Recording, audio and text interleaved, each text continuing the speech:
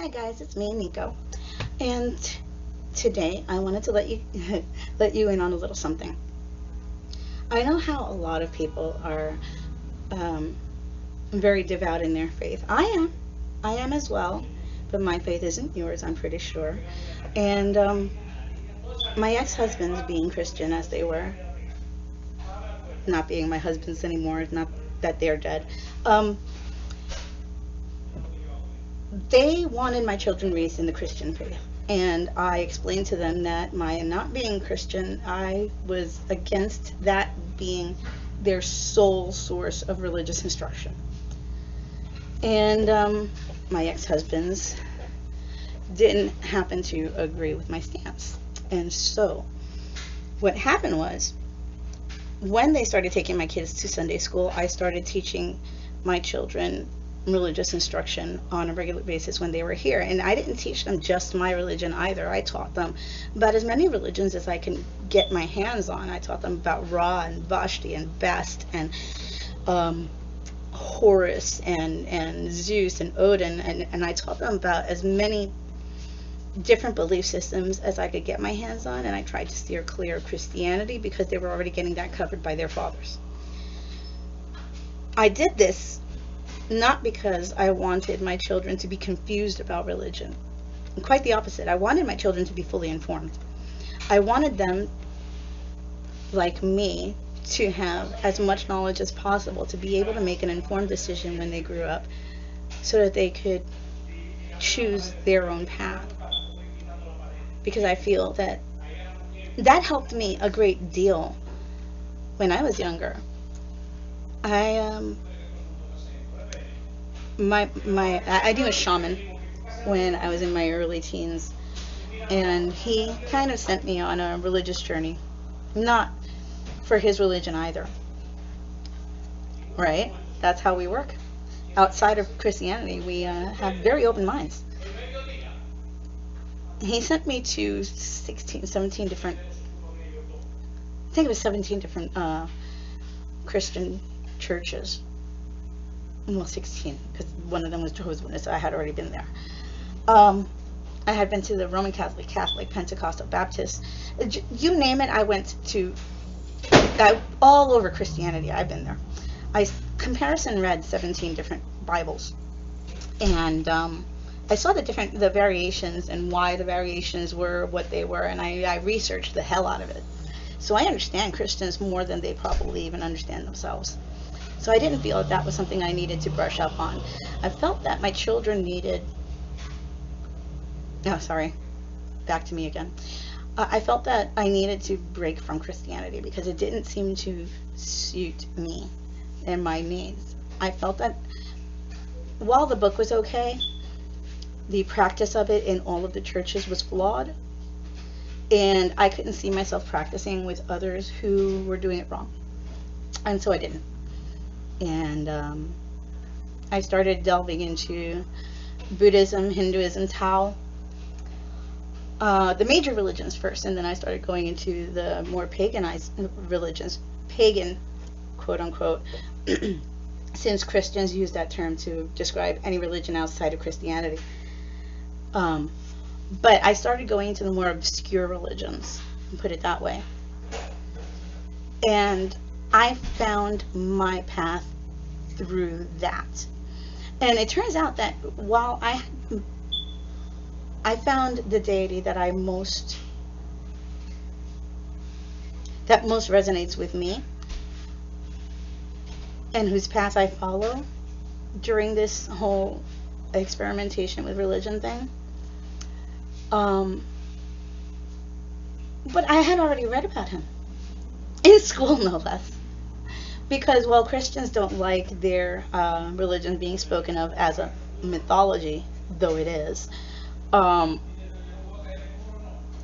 religion was taught to me as a mythology in elementary school. And so I had read up as much as I could about the pantheon of gods that my deity comes from. And the more I read, the more it resonated with me. The more, not that I believe that somewhere on Mount Olympus there are gods living there and pointing their fingers at us and doing things to uh, sabotage things or whatever. I don't believe that. I do, however, believe that the older gods, the gods that have died, originally those gods were kings who claimed themselves to be gods, and then their people worshiped them in life as they did in death, and they revered them, and that's why their spirit still kind of resonates. So I believe that, because I feel that while the older religions, we admit that our gods are dead, we also understand that their spirit still resonates and we can conjure it for our purposes, in prayer especially, and in meditation. Christians don't believe that their God is dead. Christians believe that their God is ever living and all seeing. I'm not mocking. I think that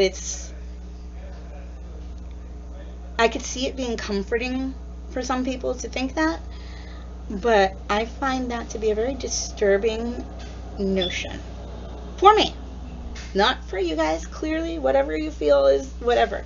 But for me, that was a very disturbing notion. Which is why when I read about my God, it made more sense for me. Like I said before, religion works for those who follow it. For Christians, Christianity works. For Buddhists, Buddhism works. For Muslims, Islam works. It's an exclusivity thing, you know. My religion works for me, it might not work for you. Your religion works for you, yeah, you, but it's not going to work for me. And so what works for one person will not work for another. That has always been the case. And so I do not impose my beliefs on you, and I pray that you do not impose your beliefs on me, because I feel that life is about reciprocity. And so I am with you the way I hope you will be with me. Doesn't that Bible say something about the golden rule? Do unto others as you want them to do unto you? Yeah? Something like that. I read it in a couple of books once. Way back when. So yeah. I taught my kids about as many different gods as I possibly could, and I taught them how to do the proper initiation rituals and that sort of thing, to guide your own meditation properly, and to set up a proper altar and that sort of thing. And 3 of them took to my way of going about dealing with religion, and 1 of my children has taken to being Christian. And I'm okay with that, because it's their path, it's their choice, it's not mine. I'm not one to force my beliefs onto anyone. I didn't even force my beliefs onto my children. I just wanted them to have open minds and to understand that there are more choices out there than just the one. And please, being Episcopalian isn't all it's cracked up to be anyway, so it's not even a thing. Their father's a little bit loony. He's a lapsed Christian anyway. He doesn't even go to church. He only makes his children go to church because his mom did. Beside the point.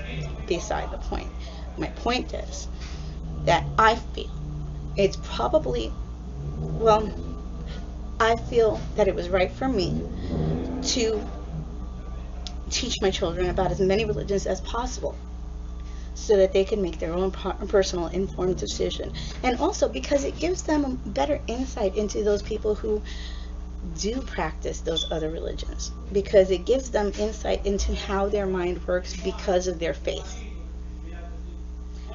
And I believe that that's probably one of the better gifts that I've ever given my children in life. And on that note, they're about to make a lot more noise in my living room, and I'm gonna go. So I'll see you soon.